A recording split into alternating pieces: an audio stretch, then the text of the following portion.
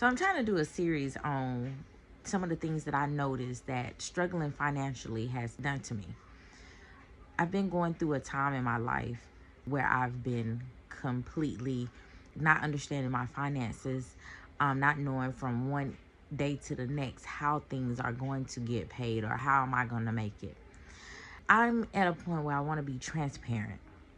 And I just want to call out some of the tactics that the enemy has used during my financial struggles.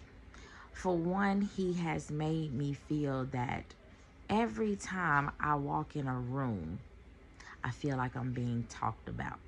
The enemy had me believing that everyone around me knows my financial situation, that everyone around me is just sitting around and laughing and talking about me.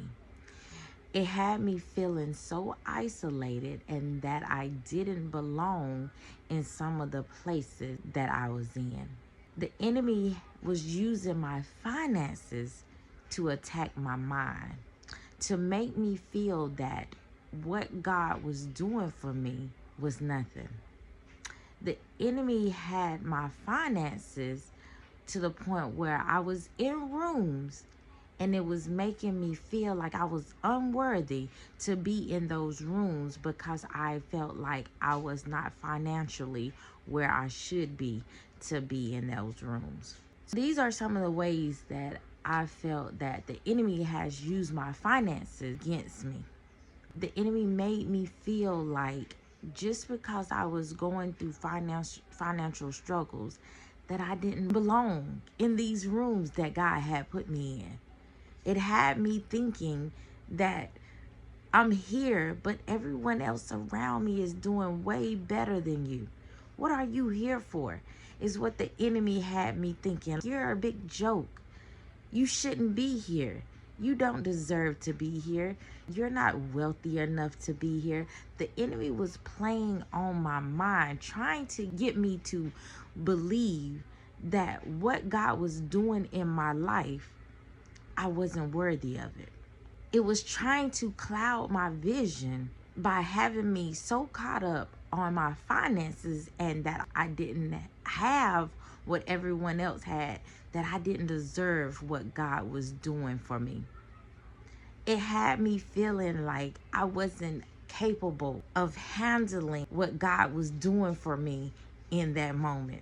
It was trying to get me to diminish the blessings that God was doing in my life. It was clouding my vision so bad that I couldn't even focus on what God was doing in that moment.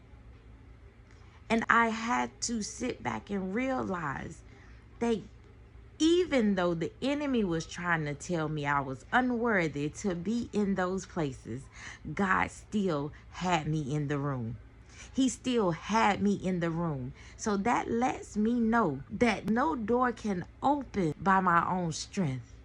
It can't be nobody but my Heavenly Father that had me in that room.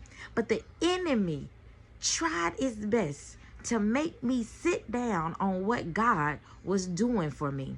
He didn't want me to recognize how God was blessing me in those moments.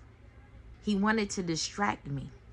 The enemy tried to distract me financially to get me caught up financially that I wouldn't be able to see what God was doing for me. I had to learn that struggling financially was a seed that was being planted to keep me from realizing what God was doing for me.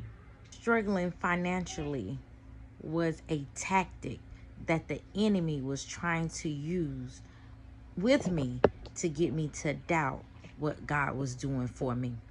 But God had me to realize that no devil in hell can stop what he has for me. Eyes have not seen, ears have not heard. And if he's placed me in the room, my God knows I'm worthy.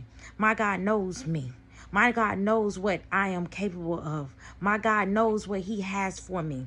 And I have to get in the right mindset, in the right position to be able to fight the enemy and to let it know that you can't stop what God is about to do. You can use all the tactics you want to use, but what God has for me is for me. And if he says I belong here, I belong here.